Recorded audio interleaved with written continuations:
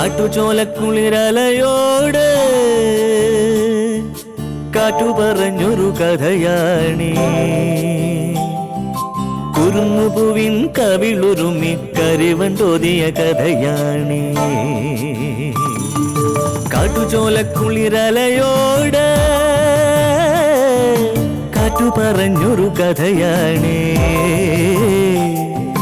കുരുന്നുപൂവിൻ കവിളുരുമി കരിവൻ തോതിയ കഥയാണീ.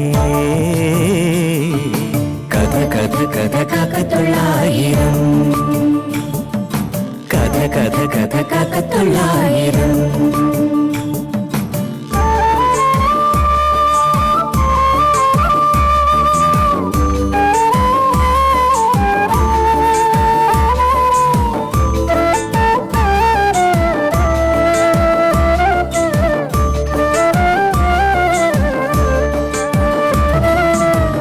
കടലിന്റെ തീരത്ത്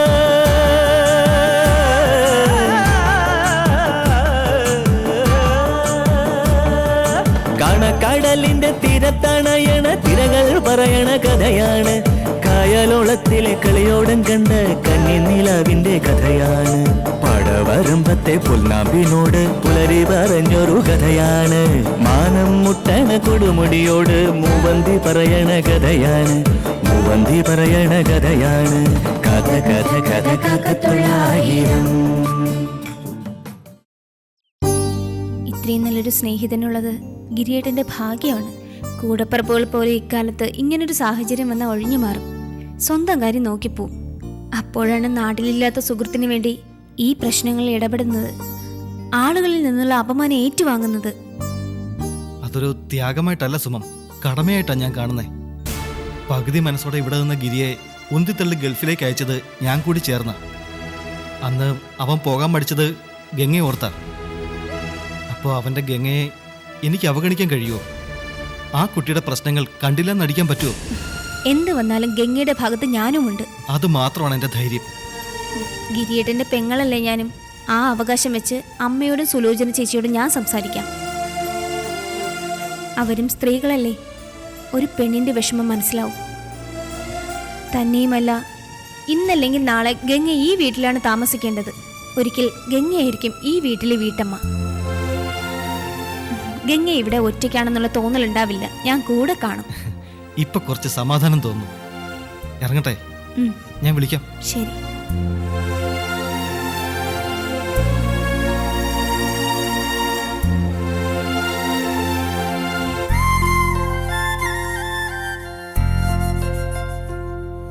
ശരി.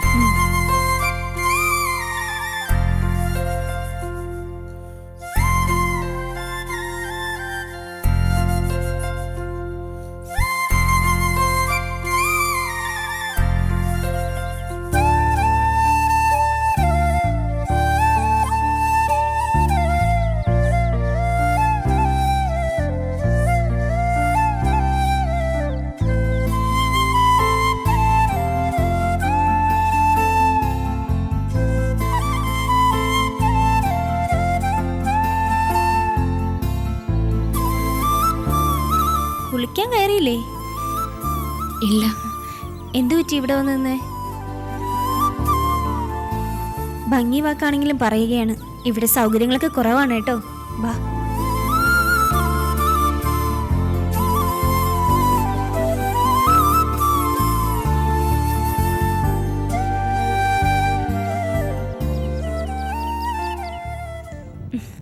ഒറ്റയ്ക്കാണെന്നുള്ള തോന്നൽ വേണ്ട, ഞാനുണ്ട് എല്ലാത്തിനും. അഥവാ നമ്മളെ കൊണ്ട് താങ്ങാനാവാത്ത എന്ത് പ്രശ്നം ഉണ്ടായാലും സഹായിക്കാൻ സോളമൻ ചേട്ടനുണ്ടല്ലോ. സാധാരണ ഗിരി എങ്ങോട്ടെങ്കിലും പോയാ ഇതുപോലാണോ? വീട്ടിലേക്ക് വിളിക്കാറില്ലേ? അങ്ങനെ എപ്പോഴും വിളിക്കുന്ന പതിവില്ല. ഇത് പക്ഷെ അതുകൊണ്ടല്ല, സമയവും സൗകര്യവും കിട്ടിക്കാണില്ല. ജോലിയുടെ കാര്യം, താമസത്തിന്റെ പ്രശ്നം, ആകെ തിരക്കായിരിക്കും.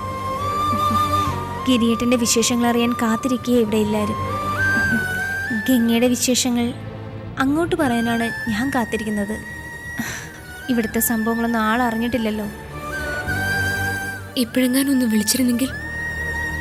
എനിക്ക് ഒരുപാട് പറയാനുണ്ട് ഗിരിയോട്. ഏട്ടനിപ്പോ വിചാരിക്കുന്നത് എന്താണെന്ന് അറിയോ? കല്യാണം കഴിഞ്ഞ് ഗംഗ ഭർത്താവിൻ്റെ വീട്ടിൽ സുഖമായി ജീവിക്കുന്നുണ്ടാവും എന്നായിരിക്കും. മറിച്ച് വിചാരിക്കാൻ വഴിയില്ലല്ലോ. അങ്ങനെയെല്ലാം സംഭവിച്ചെന്ന് അറിയുമ്പോൾ എത്രയും പെട്ടെന്ന് ഇങ്ങെത്താൻ തോന്നിയേക്കാം. അങ്ങനെ എടുത്തു ചാടി പുറപ്പെടണ്ടെന്ന് നമുക്ക് ബോധ്യപ്പെടുത്താം. ഗിരി എന്നോട് പറഞ്ഞത് വെച്ച് എനിക്ക് സുമേച്ചയെ കുറിച്ചൊരു ധാരണ ഉണ്ടായിരുന്നു. എന്നാ ഞാൻ പ്രതീക്ഷിച്ചതിലധികം യാഥാർത്ഥ്യ ബോധത്തോടെ ചേച്ചി പെരുമാറുന്നേ. അതെന്തെങ്കിലും ആവട്ടെ, പക്ഷേ ഈ സുമേച്ചി എന്നുള്ള വിളി വേണ്ട കേട്ടോ. സുമോ എന്ന് വിളിച്ചാൽ മതി. ശരി ചേച്ചി. ആ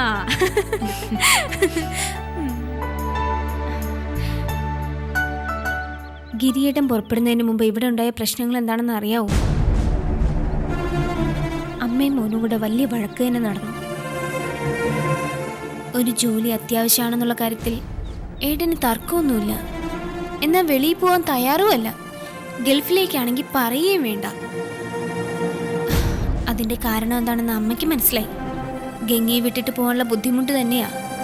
അതിന്റെ പേരിൽ രണ്ടുപേരും തമ്മിൽ കുറെ വാക്ക് തർക്കങ്ങളൊക്കെ നടന്നു. പിന്നെ സോളമൻ ചേട്ടൻ ഇടപെട്ടു. കുടുംബം എന്നുള്ള ഉത്തരവാദിത്തം മറക്കണ്ടെന്ന് പറഞ്ഞ് മനസ്സിലാക്കി. അപ്പോഴേക്കും ഗംഗയുടെ കല്യാണം എല്ലാം ഉറപ്പിച്ചു കഴിഞ്ഞിരുന്നു. ഒടുവിൽ ഗൾഫിലേക്ക് പോകാൻ ഗിരിയേട്ടൻ നിർബന്ധിതനായി. ഒരു കണക്കിന് അതൊരു രക്ഷപ്പെടലായിരുന്നു. സങ്കടങ്ങളിൽ നിന്നുള്ള രക്ഷപ്പെടൽ.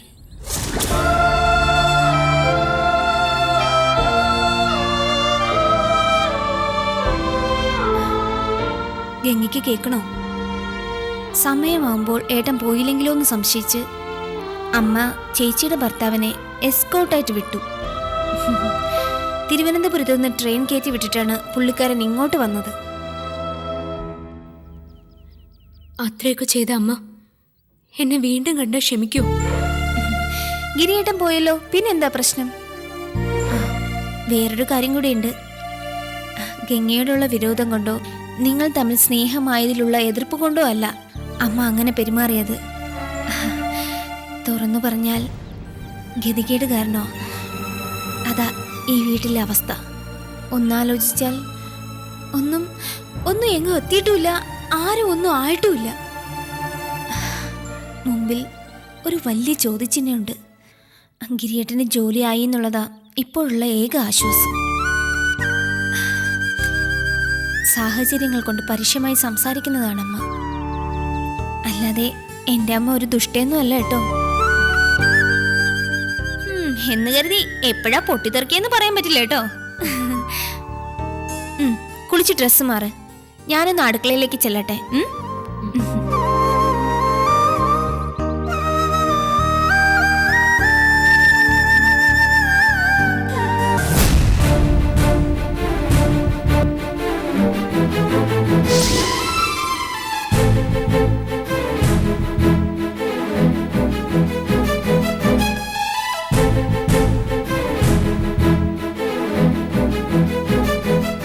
ഗിരി വിളിച്ചോടി?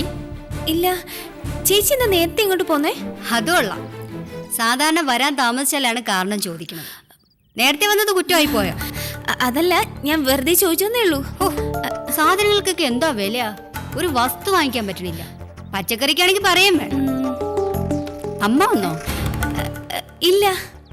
നിനക്കെന്തോ ഒരു വല്ലായ്മ, എന്തു പറ്റി? ഒന്നുമില്ല. എന്താന്ന് വെച്ചാ പറ സുമേ. അല്ല, ഞാൻ ആലോചിക്കായിരുന്നേ, ആരൊക്കെ എന്തൊക്കെ പറഞ്ഞാലും ജീവിതത്തിൽ ഒരു ഒറ്റപ്പെടൽ വന്നാൽ വല്ലാത്ത പ്രയാസം അല്ലേ ചേച്ചി? അതാർക്കാണ് അറിയാൻ മേലാത്തത്? അവളൊരു കണ്ടുപിടുത്തം. അതെ, ഇവിടെ വിശേഷിച്ച് ആരെങ്കിലും വന്നിരുന്നോ? അതോ ഒറ്റയ്ക്കിരുന്ന് ഇതൊക്കെ ആലോചിച്ച് കൂട്ടിയായിരുന്നോ?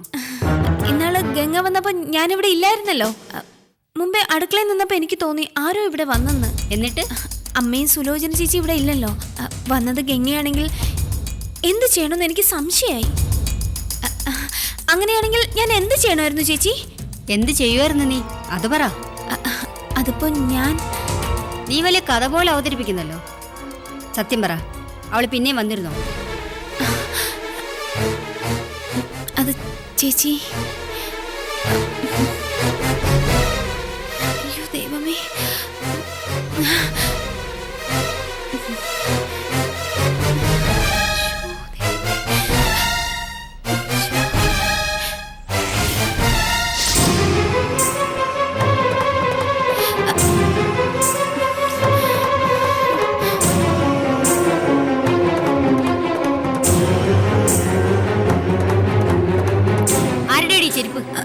അത് ഞാൻ പറഞ്ഞത്. അയ്യോ ചേച്ചി, ഞാനൊന്ന് പറയട്ടെ. നിക്ക് ചേച്ചി. ചേച്ചി, സുലോചന ചേച്ചി നിക്ക്. മാറങ്ങോട്ട്. നിക്ക് ചേച്ചി, ഞാൻ പറയട്ടെ. ഗംഗ കുളിക്കുക. അത് ശരി. അപ്പൊ നീ അവളെ ഈ വീടിനകത്ത് കയറ്റി കുളിപ്പിച്ച് സൽക്കരിച്ച് അവളെ പൊറപ്പിക്കാനാണ് നിന്റെ ഉദ്ദേശം അല്ലേ? ദേ സുമി, അത് നടക്കില്ല കേട്ടോ. അയ്യോ ചേച്ചി, ഞാനത് സമ്മതിക്കില്ല. അമ്മ വരുന്നതിന് മുമ്പ് അവളെ ഇവിടെ ഇറക്കി വിടണം. കഴിഞ്ഞ ദിവസം നടന്ന പുകിലൊക്കെ നിന്നെ ഞാൻ പറഞ്ഞ് മനസ്സിലാക്കിയതല്ലേ? പിന്നെ പറഞ്ഞെങ്കിൽ അവൾ ആള് മോശക്കാരിയല്ല. എന്തോ കണക്ക് കൂട്ടിയിട്ടുണ്ട്. ഗംഗ തനിച്ചല്ല, സോളമൻ ചേട്ടനുണ്ടായിരുന്നു കൂടെ. ചേട്ടൻ എന്തോ അത്യാവശ്യ യാത്രയില്ല, അതുകൊണ്ട് ഗംഗി തൽക്കാലം ഇവിടെ നിർത്തിയിട്ട് പോയി. അതൊന്നും അല്ല സത്യമൊന്നും നിന്റെ മോഹം കണ്ടാൽ അറിയാം. എനിക്കൊരു ഒറ്റ കാര്യം അറിഞ്ഞാ മതി. ഗംഗ ഇവിടെ ഇപ്പൊ പറഞ്ഞു വിടാൻ പറ്റുമോ? ചേച്ചി വേണ്ട, ഞാൻ ഇറക്കി വിട്ടോളാം. അയ്യോ ചേച്ചി വേണ്ട, ഞാനല്ലേ പറയുന്നത്. നീ മുമ്പിൽ മാറി സുമി അങ്ങോട്ട്. ഇല്ല, ഞാൻ സമ്മതിക്കില്ല. ഞങ്ങളില്ലാത്ത നേരെ നോക്കി ഇവിടെ കയറിക്കൂടെ. അവൾ ആരാ? ഈ വീട്ടിൽ അവൾക്ക് എന്താ അവകാശം? ഗിരിയേട്ടന്റെ പെണ്ണാണെന്നുള്ള അവകാശം. ഏത് വകയിലേ അവള് ഗിരിയുടെ പെണ്ണാവുന്നത്? അവൻ അവളെ കല്യാണം കഴിച്ചിട്ടുണ്ടോ? ഏട്ടന്റെ കൈ കൊണ്ട് താലി കെട്ടിയില്ലെന്നുള്ള കുറവേ ഉള്ളൂ. ബാക്കി എല്ലാ അർത്ഥത്തിലും ഗംഗ ഗിരിയേട്ടന്റെ പെണ്ണാണ്. കെട്ടുതാലിയുടെ വില എന്താണെന്ന് ചേച്ചിക്ക് നന്നായിട്ട് അറിയില്ലേ? കഴുത്തിലൊരു ഭാരമായിട്ട് കിടക്കുന്നല്ലാതെ അതുകൊണ്ട് എന്തെങ്കിലും നേട്ടമുണ്ടോ? നമ്മുടെ ആംഗ്ല മനസ്സുകൊണ്ട് വരച്ച പെണ്ണിനെ സ്വീകരിക്കാൻ നമുക്ക് കടമയുണ്ട്. ഏട്ടൻ സ്ഥലത്തില്ലാത്ത സാഹചര്യത്തിൽ ഗംഗയെ സംരക്ഷിക്കാനുള്ള ബാധ്യത നമുക്കുണ്ട്. അല്ലെങ്കിൽ നാളെ ഏട്ടൻ വന്ന് ചോദിക്കുമ്പോൾ സമാധാനം പറയേണ്ടി വരും. എന്ത് ചോദിക്കാൻ? അവൻ നമ്മളെ ഏൽപ്പിച്ചിട്ടാണോ പോയത്? ചേച്ചി ഇങ്ങനെ വീണ്ടും വിചാരം ഇല്ലാതെ സംസാരിക്കരുത്. ഗിരിയേട്ടൻ ഗൾഫിൽ പോയത് എന്തിനാ? സ്വന്തം ഭാവിക്ക് വേണ്ടിയല്ല, ഈ കുടുംബത്തിന്റെ ഭാവിക്ക് വേണ്ടിയാ.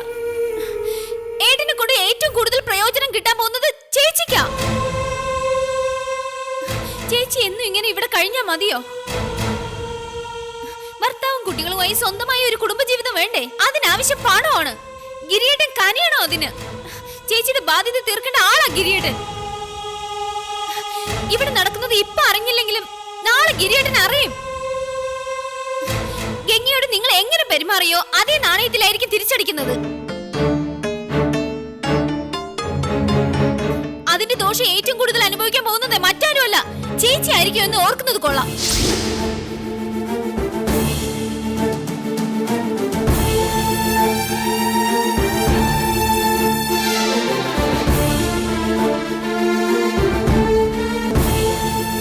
അമ്മയ്ക്ക് എന്തോ ആവാം, അതുപോലല്ല ചേച്ചിയുടെ കാര്യം. അമ്മ ഇതൊന്നും അംഗീകരിക്കില്ലെന്ന് എനിക്ക് ഉറപ്പാ. നോക്കിക്കോ, വന്നാലുടൻ ഗംഗ ചവിട്ടി പുറത്താക്കും. കൂട്ടത്തിൽ നിന്നെയും പറഞ്ഞു വിടായിരുന്ന ഭാഗ്യം. അത് അന്നേരം നോക്കാം. ഞാനും അത് തന്നെയാ പറയണത്. ഗിരി ഇന്നും നാളെയൊന്നും വരില്ല. വരുന്ന കാലത്ത് എന്താണെന്ന് അത് അന്നേരം നോക്കാം. ഇപ്പൊ അമ്മയുടെ വാക്കാണ് വലുത്. ഞാനത് അനുസരിക്കും.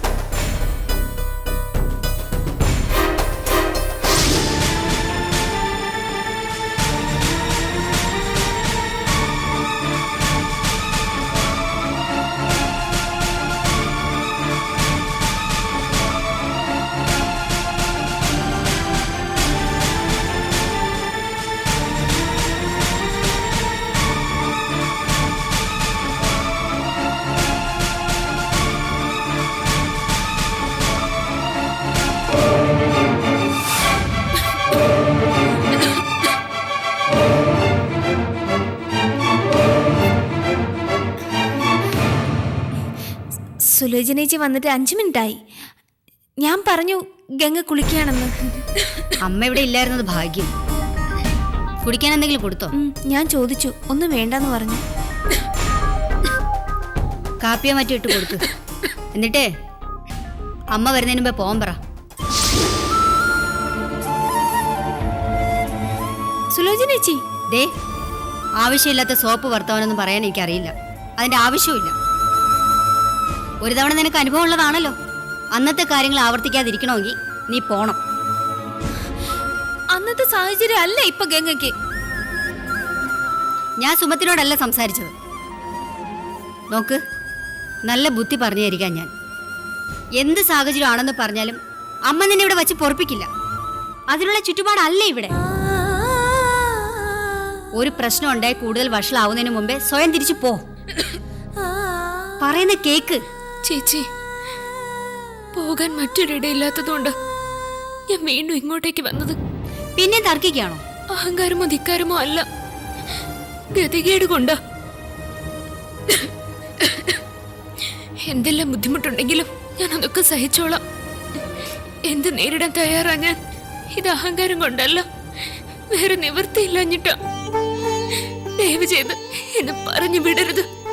എന്റെ ഒരു അപേക്ഷയാ. പെങ്ങന്മാരെ ഗിരി എത്രമാത്രം സ്നേഹിക്കുന്നുണ്ടെന്ന് എനിക്കറിയാം. അതോർത്തെങ്കിലും എന്നെ ഒഴിവാക്കരുത്. ഇതൊക്കെ പറയാൻ കൊള്ളാം, പക്ഷെ അത് പോരല്ലോ.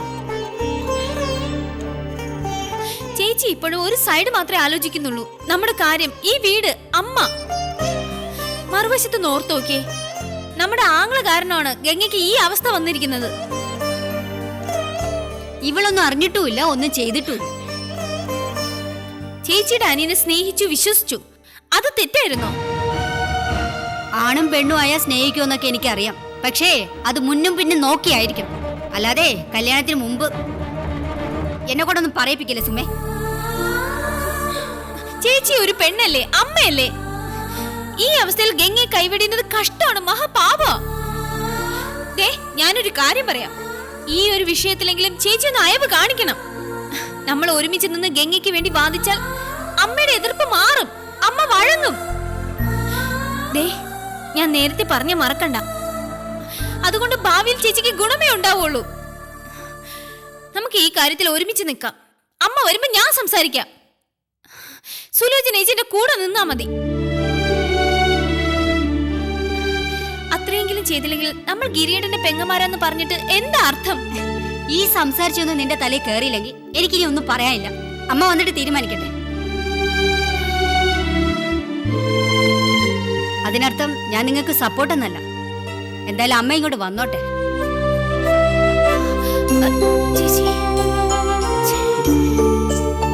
ഗംഗ പേടിക്കണ്ട, എല്ലാം ശരിയാവും. ചേച്ചി ഒന്ന് തണുത്തത് കണ്ടില്ലേ? അമ്മയെ നമുക്ക് തണുപ്പിക്കാം. സമാധാനായിട്ടിരിക്കെ.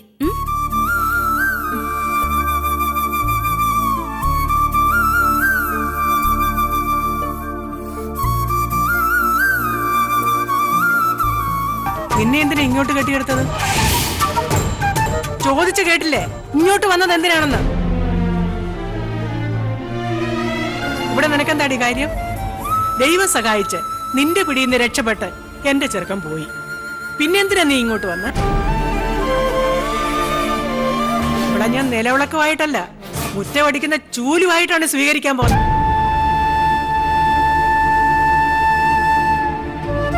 നിന്റെ വയറ്റില് ഗിരിയുടെ കുഞ്ഞുണ്ടല്ലേ, കൊള്ളാം. ആര് വിശ്വസിക്കും ഇത്? ആരുടെ വിത്താണെന്ന് നിനക്ക് പോലും നിശ്ചയം ഉണ്ടാവില്ല. ഈശ്വരന് പോലും പറയാൻ കഴിയില്ല. അമ്മേ,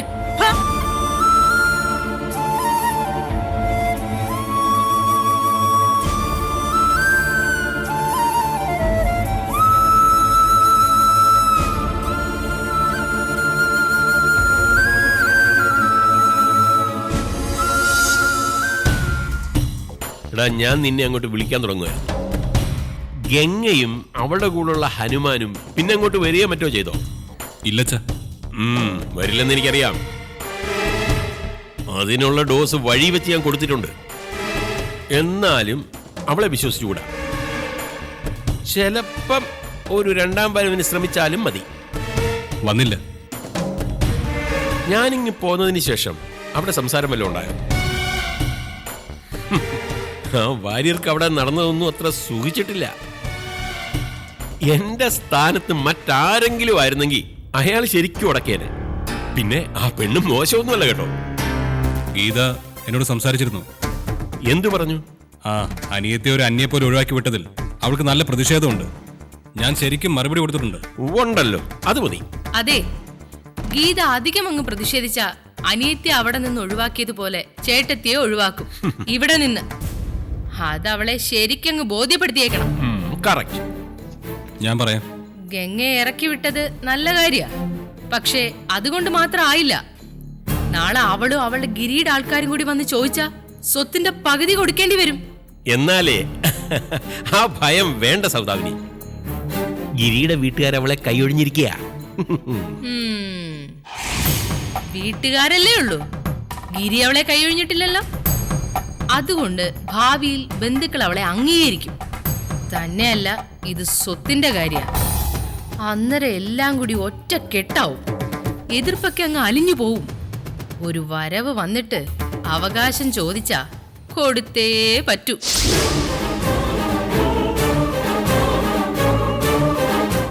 സ്നേഹനിധിയായ അച്ഛൻ ഇനി ഓർമ്മ മാത്രം.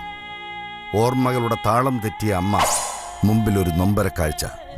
എന്നിട്ടും വിധി ഈ പെൺകുട്ടിയെ വെറുതെ വിടുന്നില്ല. അത്രയ്ക്ക് കൊടിയ അപരാധമാണോ ഗംഗ ചെയ്തത്? പ്രിയപ്പെട്ട അമ്മമാർക്കും പെങ്ങന്മാർക്കും മുന്നിൽ ഈ ചിന്താവിഷയം സമർപ്പിക്കുന്നു. കാത്തിരുന്ന് കാണുക. കാട്ടുചോലക്കുളിരലയോട് കാറ്റു പറഞ്ഞൊരു കഥയാണീ. കുരുന്നുപൂവിൻ കവിളുരുമി കരിവണ്ടോതിയ കഥയാണീ. കാട്ടുചോലക്കുളിരലയോട് കാറ്റു പറഞ്ഞൊരു കഥയാണേ. കുരുന്നുപൂവിൻ കവിളുരുമി കരിവണ്ടോതിയ കഥയാണേ.